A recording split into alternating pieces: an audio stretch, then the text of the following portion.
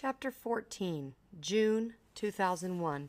Now that date rings a bell to me, and if I go back to Chapter 1, I read that Chapter 1 takes place in December of 2001. And and when in Chapter 1, he talks about one day last summer, my friend Rahim Khan called. Well, last summer would have been about June 2001. So Chapter 14 is picking up where Chapter 1 made reference to. All right, June 2001. I lowered the phone into the cradle and stared at it for a long time. It wasn't until Aflatun startled me with a bark that I realized how quiet the room had become. Soraya had muted the television. "You look pale, Amir," she said from the couch, the same one her parents had given us as a housewarming gift for our first apartment. She'd been lying on it with Aflatun's head nestled on her chest, her legs buried under the worn pillows. She was half watching a PBS special on the plight of wolves in Minnesota, half correcting essays from her summer school class. She'd been teaching at the same school now for 6 years. She sat up and Aflatun leapt down from the couch.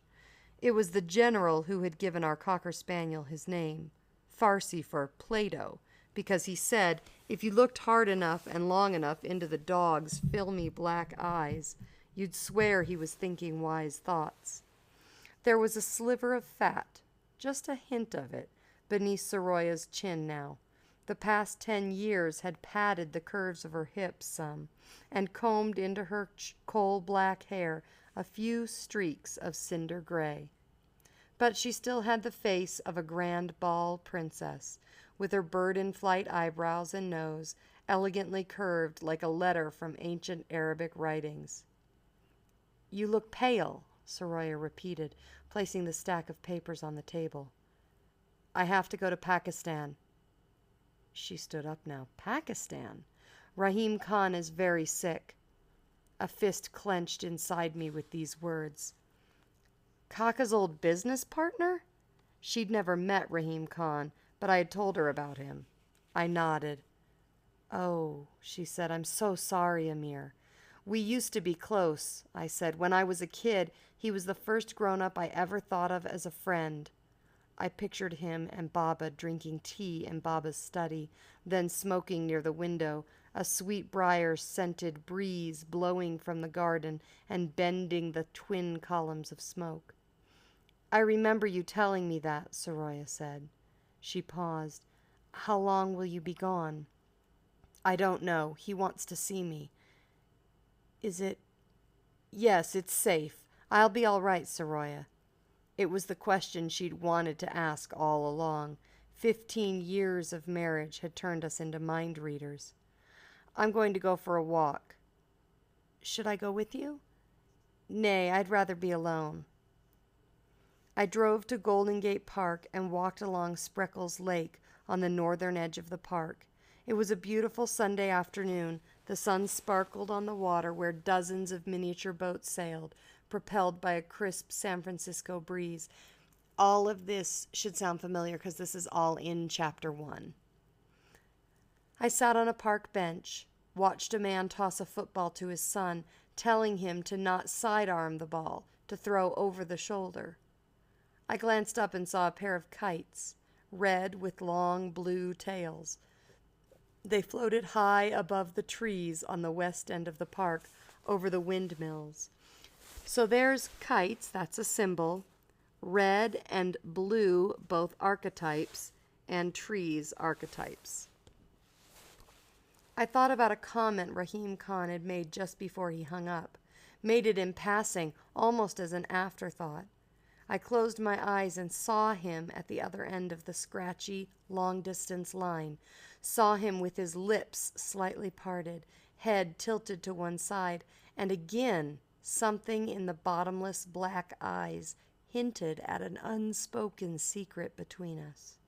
Except now I knew he knew. My suspicions had been right all those years.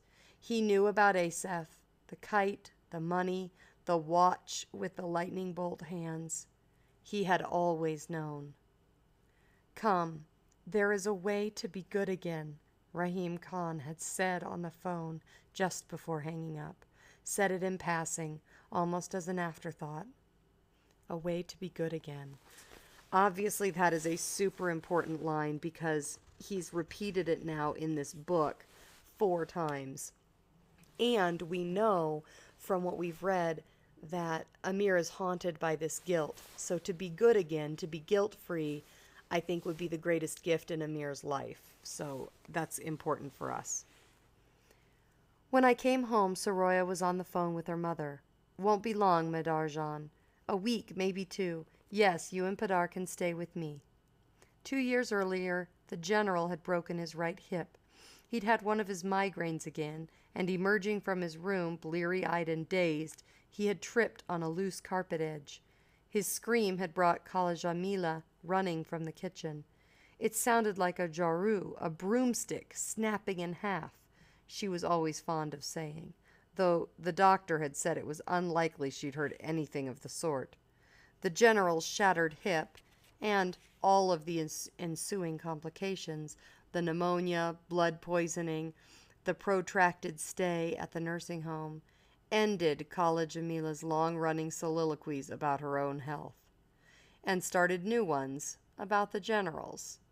She'd tell anyone who would listen that the doctors had told them his kidneys were failing.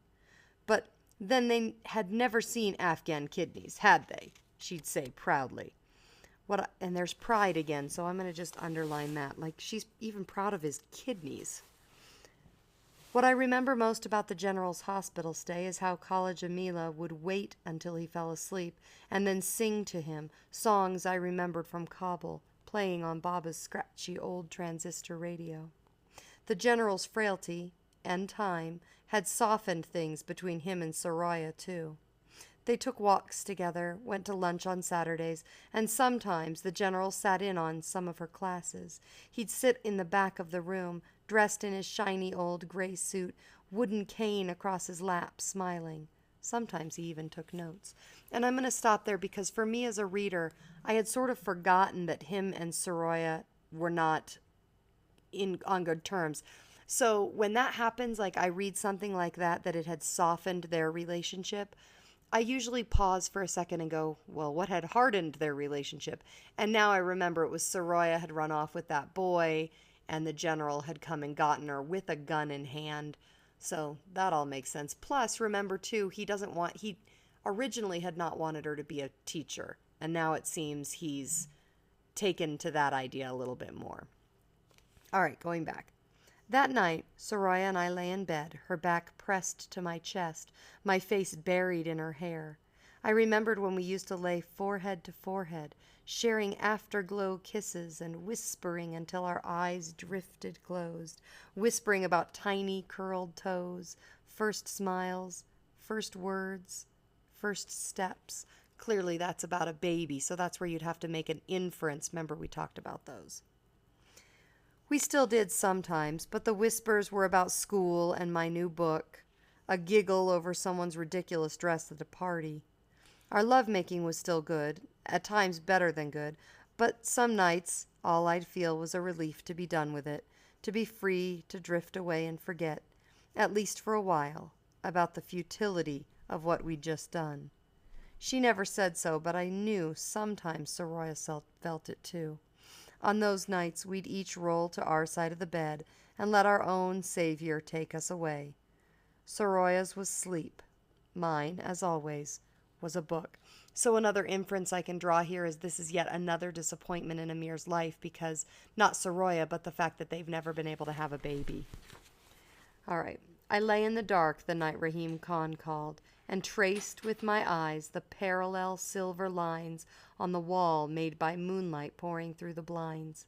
At some point, maybe just before dawn, I drifted to sleep and dreamed of Hassan running in the snow, the hem of his green chapan dragging behind him, snow crunching under his black rubber boots. He was yelling over his shoulder, "For you, 1,000 times over." Now he's in a green dress, or in a green chapan. I wonder if that has significance. A week later, I sat in a window seat aboard a Pakistani International Airlines flight, watching a pair of uniformed airline workers remove the wheel chocks. The plane taxied out of the terminal, and soon we were airborne, cutting through the clouds. I rested my head against the window, waited in vain for sleep. And that last word, sleep, I think is also symbolic.